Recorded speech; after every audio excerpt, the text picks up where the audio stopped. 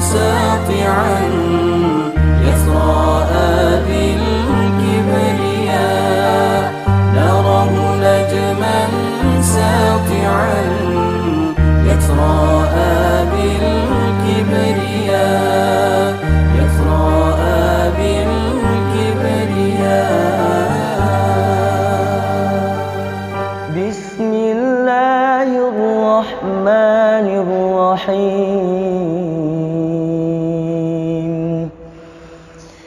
Kama arsalna fi إليكم رسولا منكم يتلو عليكم آياتنا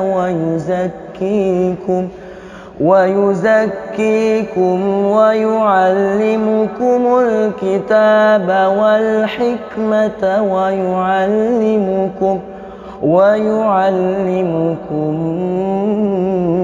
ما لم تكونوا تعلمون فاذكروني أذكركم واشكروا لي ولا تكفرون يا أيها الذين آمنوا استعينوا بالصبر والصلاة إن الله مع الصابرين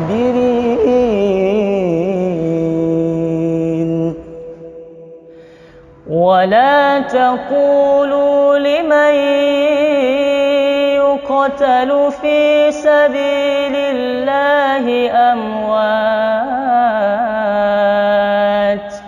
بل أحياء ولكن لا تشعرون ولنبلونكم بشيء من الخوف والجوع ونقص من الأموال والأنفس والثمرات وبشر الصابرين الذين إذا أصابتهم مصيبة قالوا إنا لله وإنا إليه راجعون أولئك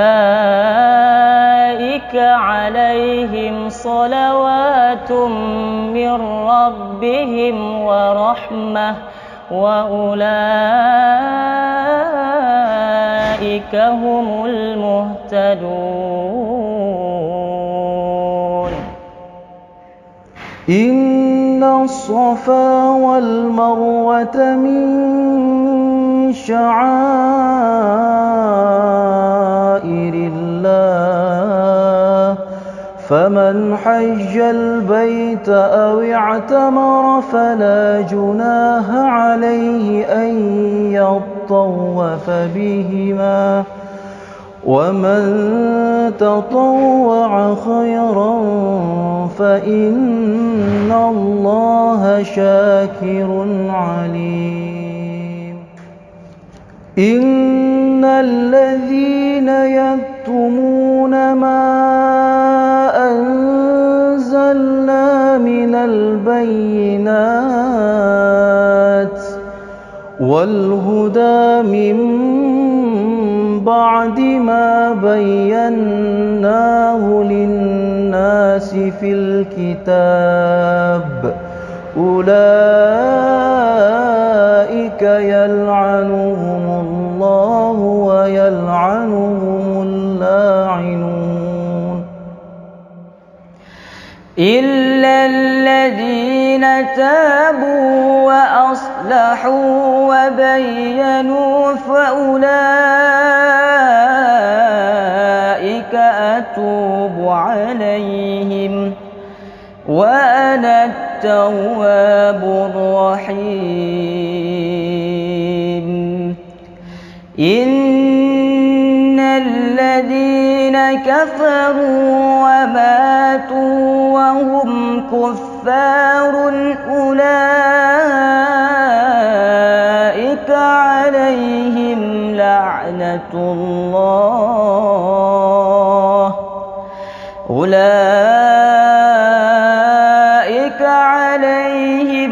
لعنة الله والملائكة والناس أجمعين خالدين فيها لا يخفف عنهم العذاب ولا هم ينظرون وإلهكم إله واحد لا إله إلا هو الرحمن الرحيم صدق الله العظيم.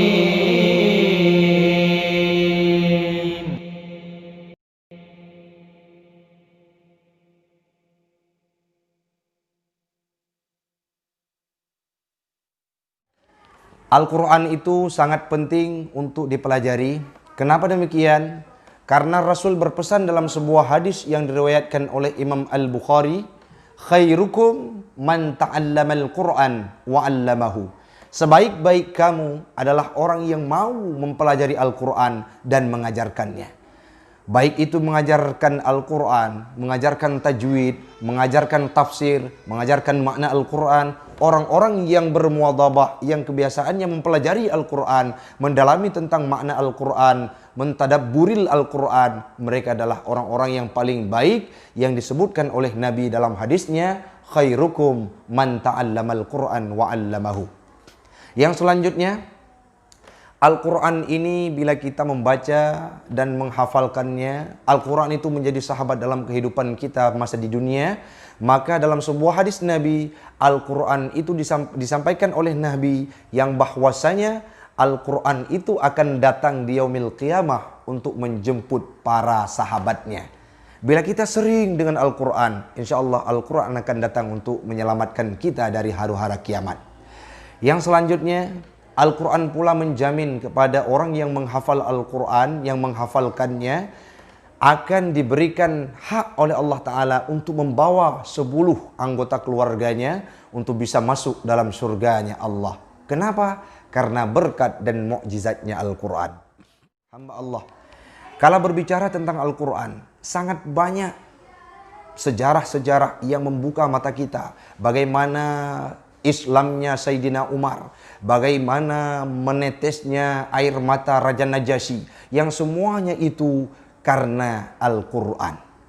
Dalam sebuah kisah yang pernah kami baca, Sayyidina Umar pernah suatu ketika beliau dicanangkan sebagai orang yang paling kuat di Mekah. Beliau jago gulat, beliau sangat ditakuti oleh semua lawan dan beliau selalu menang. Kala hari itu Rasul berdoa kepada Allah, ya Allah, a'izzal Islam bi umarain. Ya Allah, kuatkan Islam dengan engkau masukkan salah satu di antara dua Umar, yaitu Umar bin Khattab dan Umar bin Hisham. Umar bin Hisham adalah Abu Jahal.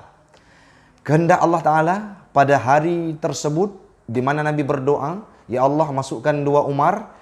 Kala itu Allah mengijabahkan doanya Nabi dengan memasukkan Umar bin Khattab dalam Islam karena Al-Quran. Bagaimana kronologisnya? Kejadiannya adalah Sayyidina Umar mendengarkan berita bahwa adindanya Fatimah telah masuk dalam agama Islam, yaitu agama Muhammad. Beliau marah luar biasa, datang ke rumah Fatimah untuk memukuli dan menghantam Fatimah dan suaminya. Setiba di sana, beliau mendengar dari luar rumah bacaan surah Taha dari ayat 1 sampai 14. Kala itu dibacakan, meluluh lantak, gemetar tubuh Umar. Beliau masuk ke dalam, apa yang engkau bacakan? Mana lembarannya? Fatimah menjawab, tidak boleh wahai Umar engkau sentuh sebelum engkau berwudu dan bersuci. Dituntun oleh Fatimah untuk beliau bersuci. Setelah itu baru dibacakan surah Taha, dinampakkan kepada Sayyidina Umar. Apa beliau katakan? Siapa yang mengajarkan Al-Quran ini? Al-Quran ini dibawa oleh Muhammad karena itu wahyu dari Allah. Di mana Muhammad? Tanya Sayyidina Umar. Setelah Umar bertanya di mana Muhammad, seluruh orang di kota Mekah takut. Serasanya Umar akan membunuh Muhammad. Namun Nabi berdoa dengan doa yang tadi, ya Allah, masukkan salah satu di antara dua Umar, yaitu Umar bin Khattab dan Umar bin Hisham. Pada hari itu Allah berkehendak memasukkan Islam Umar bin Khattab.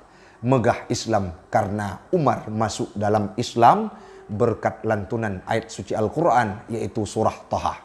Yang selanjutnya, pernah suatu ketika kala embargo luar biasa di kota Mekah, embargo luar biasa, para sahabat diembargo oleh musuh-musuhnya. Pamannya Utsman bin Affan dibakar tangannya, orang-orang yang di Mekah sahabat Nabi dihantam oleh lawan, diembargo luar biasa. Kala itu diperintahkan oleh Nabi untuk hijrah ke Habasyah di bawah raja, di bawah pimpinan seorang raja yaitu Najasyi. Kala itu Raja Najasyi menyambut indah kedatangan kaum muslimin dari Mekah. Singkat cerita, datang provokator yaitu Amr bin As. Sebelum Amr bin As masuk Islam, memprovokasi terhadap para muhajirin yang hijrah ke Habasyah di bawah lindungan Raja Najasyi. Apa yang disampaikan? Wahai Raja Najasyi, orang-orang yang hijrah dari Mekah yang setelah masuk dalam agama Islam, mereka adalah orang-orang yang tidak waras. Engkau tidak boleh melindunginya. Kala itu Raja Najasyi hampir ragu, datang Ja'far bin Abi Thalib. Kala itu Ja'far membaca surah Maryam. Satu demi satu dibacakan tentang yang menjelaskan tentang bagaimana Isa, bagaimana Maryam. Tiba-tiba itu terteteslah air mata Raja Najasyi karena indahnya lantunan ayat suci Al-Quran, bermaknanya Al-Quran yang dibacakan oleh Ja'far bin Abi Thalib. Lagi-lagi Al-Quran membawa pesan yang indah. Yang pertama, memasukkan Umar dalam Islam.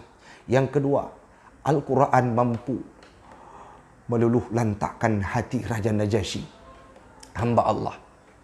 Hari ini kami di Ma'had. Di Ma'had ini sangat mulia. Di sisi siangnya anak-anak dianjurkan untuk membacakan Al-Quran, menghafal Al-Quran. Malamnya mempelajari kitab kuning dari kelas 1 sampai kelas 6. Menghafal Al-Quran target 5 juz 1 tahun paling minimal, bahkan ada yang dapat lebih.